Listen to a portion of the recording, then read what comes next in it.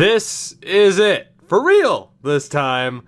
Welcome back, guys, to another episode of my Carolina Hurricanes franchise mode series right here on NHL 19. And today, one way or another, our journey comes to an end after 8 seasons with the Hurricanes. Now is the perfect time. As we've always talked about, there's never really a fun time to end it, because if you're winning, we'll keep going, you might still win, and if you haven't won, well, damn it, maybe we're close, maybe we're a season or two away. So having a chance to end it at a Stanley Cup final, which we have done on a couple of occasions with mixed success, having a chance to end it here, you can't ask for a better chance to end things on a high note or the ultimate soul-crushing defeats. This team has taken some twists and turns over the past few years, especially with the rules that we have had implemented, and I think the success or lack thereof in this series will come down to us choosing Nathan MacKinnon over the likes of Sebastian Aho, Mitch Marner, and others that we had at one point in time, especially too, you look on defense, us choosing the likes of Bowen Byram over, say, a Dougie Hamilton on an extended deal. We'll see whether or not we ultimately made the right choice. And really, the biggest decision was whether or not Spencer Knight was the guy for us. And so far this postseason, he has been. But our success in this series has really, it's been dependent on him, for better or worse, whether or not we were going to find success. And that does not change in today's finale. If we are going to win the Stanley Cup, if we are going to end this series as champions, he is the make-or-break player. He is the one that will get us there, or he will be the reason that we fall short. Now we are, of course, playing the Anaheim Ducks in the final. We're going to go take a full look at their team here. Didn't mean to hit back, but hey, that's fine. And this is the team that we are up against. You would have seen sneak peeks at it, of course, when we went to look at other teams.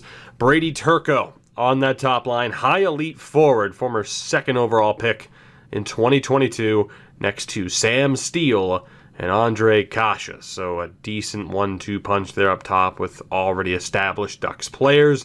Second line of now 37-year-old Mike Hoffman, Alex Wenberg, and Daniel Sprong. A third line of Ricard Raquel, still there at 34 years old, Antoine Morand, and Boris Leeson, who was a second-round pick also in that 2022 draft. And the fourth line, Dom Cahoon, next to Dustin Burrows, also from the 2022 draft, and Brian Rust. So a good mix of Ducks players you would expect to see. Raquel, Moran, Sprong, Kasha, Steele. A mix of draft picks from the same draft. Turco, Leeson, and Burrows, and some veterans like Hoffman, Wenberg, Rust, and Dom Cahoon. At this point, it's a pretty solid team. No real weaknesses, very well rounded. And defensively, it does not get any easier to put up with. Not one bit. Tristan Brodziak, were you also from the 2022 draft? You were not. He was the third overall pick in 2020 on that top pairing with Hampus Lindholm. That is absolutely ridiculous. The second pairing of Jacob Larson next to Noah Juleson, and the third pairing of Cam Fowler, now at 35 years old, next to Nelson Nogier. I mean, what can you say about that defense as well? A true top two, solid top, second pairing to round out the top four. Fowler and Nogier on the third line, you could certainly do worse. They have healthy scratches of Vetrano, Philip Deneau, and Victor Rask. The goaltender is no longer John Gibson. They've been splitting time. Apparently they're going with Scott Goligoski, and I can't say I blame them. 22 years old, 84 overall, medium franchise with a .973 save percentage. Through 4 appearances, he was a first-round pick in 2023. So the John Gibson era is ending before our eyes. We are battling to prevent the Scott Goligoski era from having a tremendous start to it, and he has been tremendous thus far in his NHL career. I don't know if we're good enough to beat this team, because they are a very, very good team. And Anaheim, traditionally this year, has given us a lot of trouble. We do have the edge in goaltending for now. The offense, even at 99s, it's anybody's cup to win. Let's just hope that it's us. Let's get this series underway. For the last time, a new series begins, but for the first time, it's Game 1 of the Stanley Cup Final. We host the Anaheim Ducks. Can we end this series on a high note, the highest of notes? Let's find out. First period, advantage Anaheim. Turco and Kasha, the top line, delivers. We had the slight edge in shots, but we do not have the edge on the scoreboard. Second period, it gets worse. Brodziak makes it 3. Peterson gets one back before Miranda and Burrows make it 5-1. Robertson gets one back. It's 5-2 as we head to the third period. A nightmare situation. Daniel Sprong makes it 6. Another power play for the Ducks. That one's killed off. We are down. Make it 7-2. And now 7-3, just over the halfway point of the third period. Pettersson scored with 9:54 left. We left Spencer Knight in, and my God, I wish we didn't. Juleson makes it 8. Berard makes it 8-4. And that is where it will end. 2-0 at the end of the first. Ends up being an 8-4 final. Spencer Knight gets absolutely obliterated in Game 1. And the Ducks take the opening game of this series on the road. -2s for Allen and Power. Surprised we weren't worse on the plus-minus side of things. An .833 save percentage for Knight. 8 goals on 48 shots. That is a stat ruiner. Steele and Burrows led the way with 3 points each. Only an .895 for Goligoski. But all things considered, it was good enough to get the job done. A nightmare start to this series. And I'll be very intrigued to see how we respond. At the very least, we get the home team wins trend out of the way, although that would have benefited us in this series. We go to Game 2 without making any changes, a move that I may live to regret. We need a much better start and a much better performance overall if we're going to have a chance here. First period is scoreless. That's good for us, all things considered. Second period is not. Goal apiece, Turco and McKinnon. Each team's top line showing up. McKinnon, better late than never, I suppose. We go to the third, tied at 1. Much closer game this time out, and one that we desperately need to win. Anaheim on the power play, an extended power play.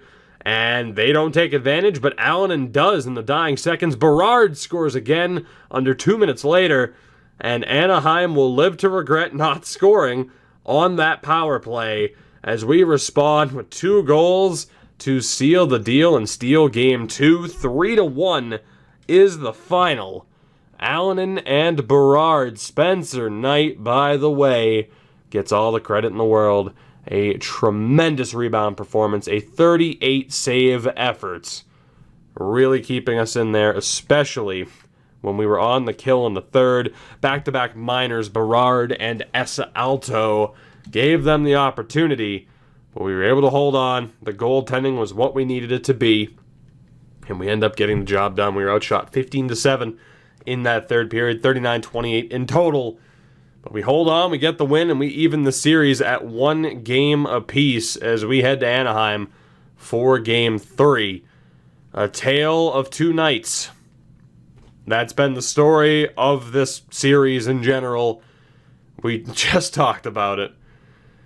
It all depends on what version of Spencer Knight shows up, and I gotta be honest here. Wow, I thought so. I'm like, is that McKinnon's second goal? No, that was Nathan McKinnon's first goal of the playoffs. His first. If he doesn't wake up, I don't see how we win. I don't know if maybe we should change him to a playmaker because he's been more of a... You know what? We need to go all out. We need to go all out and do whatever we can to win. So, for whatever reason, Svechnikov, the playmaker, has been scoring more than McKinnon, the sniper. So we will go ahead and make that change at the very least. Although, in fairness, some things do have to change. I mean, I guess as far as the wings that they're on, it doesn't matter all that much for now with how much we're changing things around. But screw it. If MacKinnon wants to be more of a playmaker, then let him be a playmaker. We'll do what we have to do, everything and anything that we have to do to try and make sure that we're giving ourselves the best chance to win. So Svechnikov will be changed to a sniper. Again, he has 9 goals, 9 assists. MacKinnon with just that 1 goal.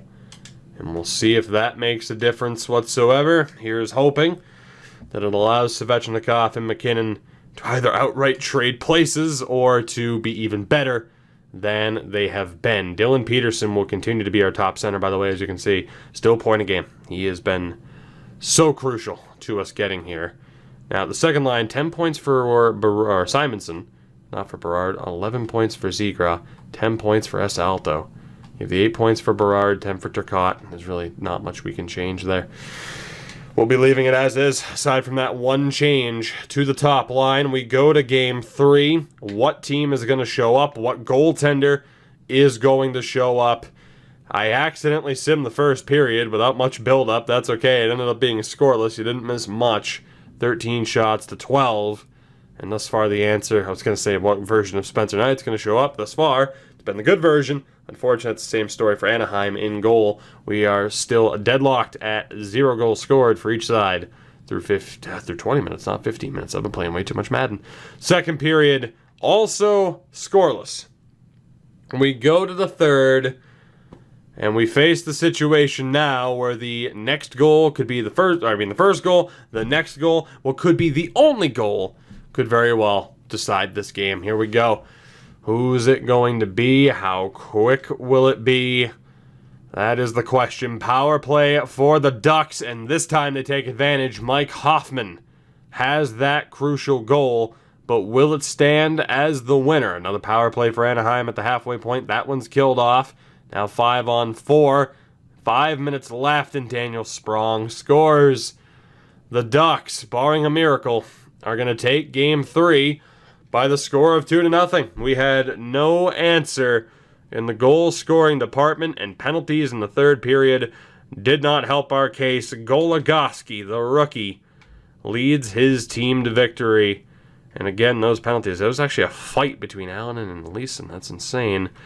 But the penalties in the third period there, I mean, how can you expect to be successful? Teamander, Alto, Robertson, Middlestat, and Alto again cost us this game, arguably. We just could not get any momentum in the third, and Anaheim has a 2-1 series lead. Their 2 wins could not have been any different. And that leads me to ponder what we should look to do here, if anything. I don't know what the answer is, because I feel like S. Alto just hasn't been great. A lot of these guys, again, there's not much we can do in terms of the setup. With the rules of the series, the team pretty much has to stay the same, so we will jump into Game 4 of this Cup final in desperate need of a win. Let's see if we can get the job done. First period, scoreless again, 12 shots apiece. The second period is not scoreless. Dylan Peterson gets the first goal for the Hurricanes in over 4 periods of play. The only goal of the second period. We have the slight edge in shots and the slight edge on the scoreboard, 20 minutes away from tying this series up at 2 games apiece, or from a brutal collapse that could see us face elimination back home in Game 5. So we need the best 20 minutes of hockey that we've played all year right here. And Dylan Peterson scores again. Power play for the Ducks, though. They get it right back. A minute and 1 second later, another power play, and Hampus Lindholm has tied this game. Power play chance for the Canes does not go to good use. Under 6 minutes left. The power play right now, the difference for the Ducks. 2 minutes left. Are we going to overtime? Yes, we are. It is overtime here in Game 4. 2 goals in 3 minutes. Both on the power play for the Ducks. We're not going to jump in to watch this because it could be a fucking 20-minute... Could be a 20-minute marathon. We'll only do that in elimination games, in which, again, Game 5 could be one. if we blow this lead here. Overtime in Game 4, a must-win for the Hurricanes. Can we get the job done? Power play chance goes to waste, and we get it anyway. Oh, thank God. Patterson wins the day on our 42nd shot of the game. 3-2 final. We avoid disaster in blowing a 2-goal lead, and we ultimately win in overtime. Dylan Peterson with the 2 goals, 32 saves from Spencer Knight. And if we've learned anything, it's stay the hell out of the box. Berard and Alto again getting into penalty trouble. Thank God it didn't cost us on this one like it did in Game 3. This series is tied at 2 wins apiece. It is essentially a best of 3 from this point forward. In terms of the lineup, I really want to bump Alto down, but we can't do so. That second line has been completely ineffective, and we haven't seen much from the third line either. So the only change we can really make is swapping Berard and Robertson and hoping that generates something. Hopefully someone like Antti Allonen continues to do well. And that third pairing struggled. But again, nothing we can do for them. They have to stay the same. Power play-wise, or penalty kill-wise, I mean, Alto and Allonen, Ray, and Turcotte, I mean, it's not going to get much better than that in terms of the kill. I don't really think the personnel will make too much of a difference, I got to be honest. So we are going to jump into Game 5.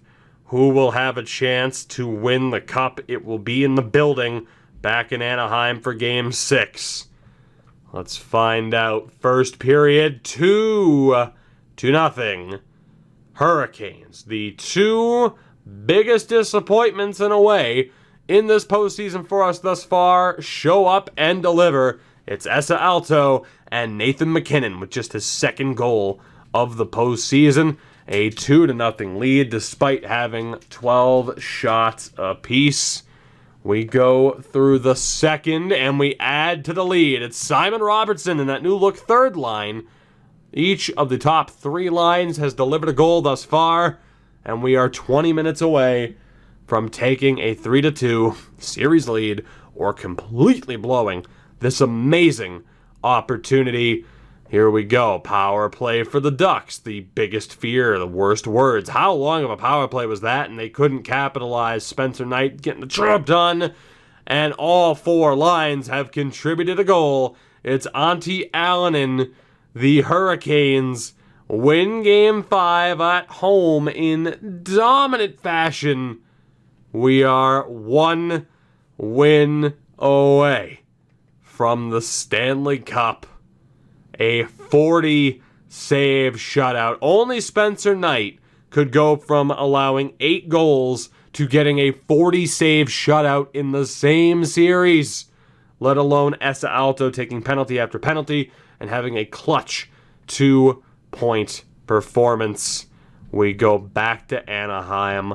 Honda Center, Game 6. The cup is in the building, and only one team can walk out with it over their heads. If that does not happen, it means Game 7 back home in Carolina. Our first opportunity of 2.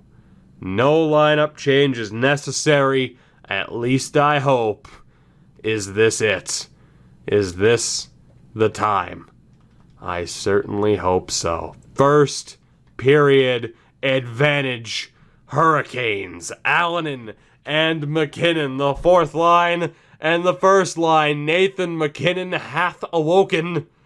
We're up 2-0 at the end of 20. 15 shots to 10.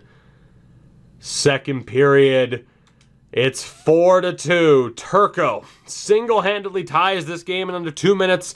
Alto and Peterson, the top 6, continues to deliver. We are back up by 2 with 20 minutes to go in regulation. Can we hold on? Can we shut the door? Let's find out. Here we go. Power play for the Ducks. They score. Turco gets the hat trick, and Turco has 4 goals. We get a power play of our own that we cannot score on as we're halfway through the third. Turco again, he has 5 goals. Unbelievable. Burrows makes it 6. And the Ducks are going to force game 7. 7-4 is the final. The most ungodly performance I have ever seen in a playoff game, let alone an elimination game in a cup final. 5 goals for Turco, 5 assists for Sam Steele as the wheels fall off. In the third period, we were outscored 5-0. What can you even say? What can you even say to that? That is absolutely ridiculous. And I'll tell you what, the dog's up and at him, wanting to get out of the room. So I'm going to go open the door. I'm going to leave this live, though, because I don't want people thinking, oh, well, if he won, then there might have been a jump cut, and no. So we're leaving it live. Give me 2 seconds. I'll keep talking as I walk across the room. I'll keep doing it. We'll just keep going. Go on, doggo. You're out of here. 3 strikes. You're out. That's how this works. No jump cuts. No nothing. We win or we lose. And God, I hope we win. This is it, guys. Game 7 of the Stanley Cup Final. We've had 2 games where we've allowed 7 or more goals in this series, yet we're still in it. Absolutely ridiculous. But I don't know if it could have gone down any other way. The Ducks only had 1 loss, or 2 losses up to this point. We've handed them 3. Can we hand them 1 final loss? This is it. Did we choose the right players? Have we built the right team? Is it the right time? Nathan MacKinnon, we chose you as our star player. Were you the right guy? Dylan Peterson has been amazing. Svechnikov's been fine, if not good, but not great. Cody Berard, Trevor Zegras, Essa Alzo, Simon Robertson, Alex Turcotte, Mario Dupont, Per Pedersen, Reese Ray, Antti Allonen. Defensively, Bean and Riley. Byram and Middlestat. Power and Tiemander. And between the pipes, Spencer Knight. Is this our time? If it isn't, I don't know if it will ever be. It comes down to this. 1 more game. Game 7 is upon us. Who's going to walk away with the Stanley Cup? First period, 1 goal apiece. Mike Hoffman and Andrei Svechnikov. 13 shots to 11. We are tied at 1. Second period, the Hurricanes have the lead. Alex Turcotte, 26 shots to 24. We are 20 minutes away. Third period, Anaheim, I pray to not come to the power play. No, thank God we kill it off. And then Burrows ties it anyway. We are squared at 2 halfway through the third period. The next goal will win the Stanley Cup. And with 2:20 remaining, you know what that means. It had to come down to this. Game 7 of the Stanley Cup Final. We will lock our position as the coach so we can change lines as we see fit. Game 7 of the Stanley Cup Final against the Ducks is going to the wire. It's down to the wire, potentially going to overtime. Let's find out if that's the case. Again, remember, no icing, no offsides. Penalties are likely. It's going to be madness. The cup is at stake. Can the Hurricanes do it? You cannot ask for a more dramatic way to end a series. Here we go. Face-off won by Peterson. 2 minutes remaining. Here's Andrei Svechnikov.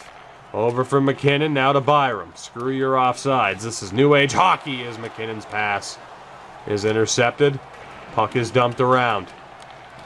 Middlestat for Byram. Now back to Svechnikov. We'll try to get the top pairing out there. Nathan McKinnon looking for space.